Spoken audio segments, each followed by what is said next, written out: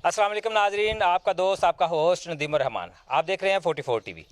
नाजरीन, इस वक्त मैं मौजूद हूँ खुडिया शहर में, कबरकोट। तो नाजरीन, आप जैसा जानते हैं कि ये मेला तारीख़ी मेला है। ये वो मेला है जो बड़ी दूर दराज तक लोग जो ज़ायरीन हैं वो आते हैं। तो अभी ये मेला शुरू होने वाला है, तो हम आपको ब्रेकिंग न्यूज़ से भी आगाह कर रहे हैं और दूसरा हम इंतज़ामिया के हवाले से भी बात करते हैं कि पहले ये तारीख़ी मेला हुआ करता था। किसी दौर में इतना मेला हुआ करता था कि पाँव रखने की जगह नहीं मिलती थी। तो अब ये काफ़ी जो है कि वीक हो गया है, जिस वजह से कुछ जगह की भी किल्लत है।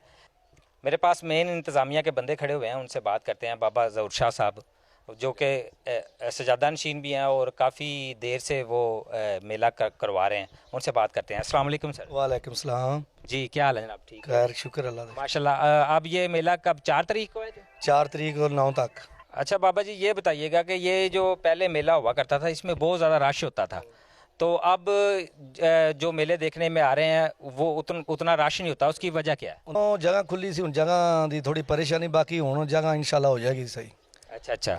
ਹੁਣ ਮਤਲਬ ਕਿ ਤੁਸੀਂ ਜਿਹੜੇ ਆਉਣ ਵਾਲੇ ਮਹਿਮਾਨ ਨੇ ਉਹਨਾਂ ਵਾਸਤੇ ਕੀ ਪੈਗਾਮ ਦੇਣਾ ਚਾਹੋਗੇ? ਪੈਗਾਮ ਇਹ ਜਗ੍ਹਾ ਵੀ ਲੰਗਰ ਦਾ ਇੰਤਜ਼ਾਮ, ਖਾਣ ਪੀਣ ਦਾ ਹਰ ਚੀਜ਼, ਸੌਣ ਬਹਿਣ ਦਾ ਵੀ। ਨਹੀਂ ਉਹ ਤੇ ਹੈਗਾ ਹੈ, ਸਾਰਾ ਠੀਕ ਹੈ, ਲੇਕਿਨ ਹੁਣ ਤੁਸੀਂ ਸੋਚਿਆ ਕਿ ਕੋਈ ਡਿਫਰੈਂਟ ਕਰੀਏ ਜਿੰਦੀ ਵਜ੍ਹਾ ਤੋਂ ਸਾਡੇ ਮੇਲੇ 'ਚ ਜਿਵੇਂ ਅੱਗੇ ਕਦੀ ਤਾਰੀਖੀ ਮੇਲਾ ਲੱਗਦਾ ਸੀ? ਜਗ੍ਹਾ ਦਾ ਇੰਤਜ਼ਾਮ ਕਰਨੇ ਪੈ। ਅੱਛਾ, ਜਗ੍ਹਾ ਦਾ ਇੰਤਜ਼ਾਮ ਕਰ ਦੇ, ਯਾਨੀ ਕਿ ਵਸੀ ਜਗ੍ਹਾ ਮਿਲ ਜਾਵੇ ਤੇ ਫਿਰ ਮੇਲੇ 'ਚ ਹੋਰ ਜ਼ਿਆਦਾ ਹੋ ਜਾਏਗਾ, ਕਿਉਂਕਿ ਜ਼ਾਇਰੀਨ ਕਾਫੀ ਦੂਰ ਤੋਂ ਆਉਂਦੇ ਨੇ, ਫਿਰ ਉਹਨਾਂ ਨੂੰ ਪਰੇਸ਼ਾਨੀ ਦਾ ਵੀ ਸਾਹਮਣਾ। ਆਏ ਹੋਈ ਜਗ੍ਹਾ ਦੀ ਪਰੇਸ਼ਾਨੀ ਤੇ ਜਗ੍ਹਾ ਇਨਸ਼ਾਅੱਲਾ ਕਲੀਅਰ ਹੋ ਜਾਏਗੀ। ਇਹ ਤੁਸੀਂ ਇਕੱਲੇ ਹੀ ਕਰਦੇ ਹੋ ਕਿ ਤੁਹਾਡੇ ਨਾਲ ਹੋਰ ਦੂਸਰੇ ਕਬੀਨਾ ਦੇ ਲੋਕ ਜਾਂ ਤੁਹਾਡੇ ਨਾਲ? ਕੋਈ ਵੀ ਨਹੀਂ, ਤੁਸੀਂ ਇਕੱਲੇ ਹੀ ਸਾਰਾ ਅਰੇਂਜ ਕਰਦੇ ਹੋ? ਹਾਂਜੀ। ਵੈਸੇ ਤੁਹਾਡੇ ਨਾਲ ਦੋਸਤ ਹੁੰਦੇ ਨੇ ਸਾਰੇ? ਹਾਂਜੀ, ਉਹ ਤਾਂ ਹੁੰਦੇ ਨੇ, ਇੰਤਜ਼ਾਮੀਆ ਵਾਲੇ ਮਤਲਬ ਹੁੰਦੇ ਨੇ ਬਿਲਕੁਲ। ਤੇ ਤੁਸੀਂ ਹੁਣ ਕੀ, ਯਾਨੀ ਕਿ ਤੁਹਾਡਾ ਇਹੋ ਹੀ ਜ਼ੇਨ ਹੈ ਕਿ ਹੁਣ ਅੱਗੇ ਤੋਂ ਜਿਹੜਾ ਮੇਲਾ ਇਸ ਤੋਂ ਬਾਅਦ ਚੱਲੇਗਾ ਉਹਦੇ 'ਚ ਰਸ਼ ਜ਼ਿਆਦਾ ਹੋਏਗਾ? ਰਸ਼ ਜ਼ਿਆਦਾ ਹੋਏਗਾ। ਇਹਦੇ ਵਿੱਚ ਸਪੈਸ਼ਲ ਤੁਸੀਂ ਕੀ ਕੀਤਾ?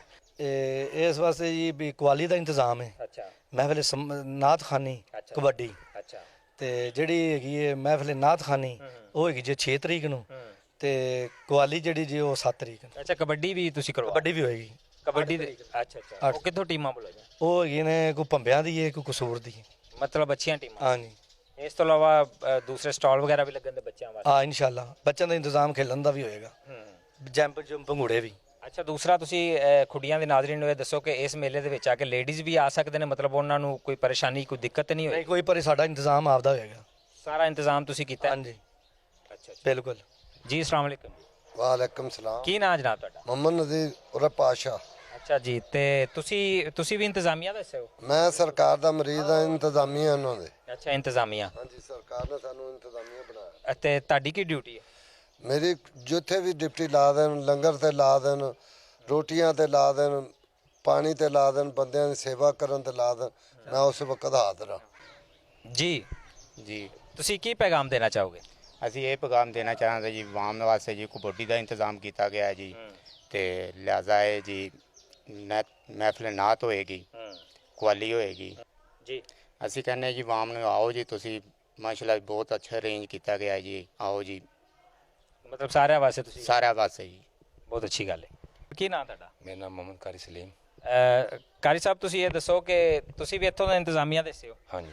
ਅੱਛਾ, ਤੇ ਤੁਸੀਂ ਮੇਲੇ ਦੇ ਕਿਸ ਤਰ੍ਹਾਂ ਅਰੇਂਜਮੈਂਟ ਕੀਤਾ? ਨੇ ਖਾਣੇ ਦਾ ਬਹੁਤ ਅੱਛਾ ਅਰੇਂਜਮੈਂਟ ਕੀਤਾ ਹੈ, ਲੰਗਰ ਦਾ ਔਰ ਮਹਿਫਿਲ ਸਮਾਂ ਦਾ ਵੀ ਬਹੁਤ ਅੱਛਾ ਅਰੇਂਜਮੈਂਟ ਕੀਤਾ ਹੈ ਜੀ।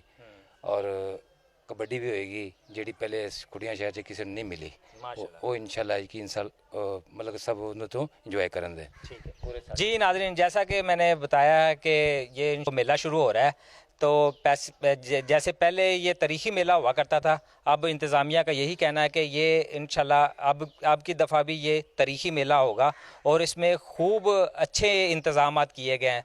तो सभी दोस्त आएँ और भरपूर तरीके से इंजॉय करें।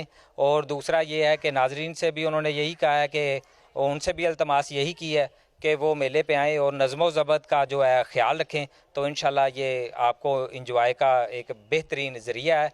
और इसके बाद यहाँ पे दीनी तालीमात भी है, महफ़िल समा हुई का इंतज़ाम उन्होंने किया है, और इसके बाद दीगर उलमा भी आ रहे हैं।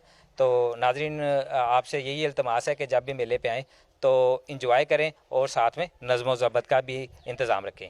इसी के साथ 44 न्यूज़ आप देख रहे थे, मेरे साथ कैमरामैन जाहिद अली थे। इजाज़त दीजिए, नेक्स्ट किसी न किसी प्रोग्राम के साथ दोबारा मिलेंगे। अल्लाह हाफिज़।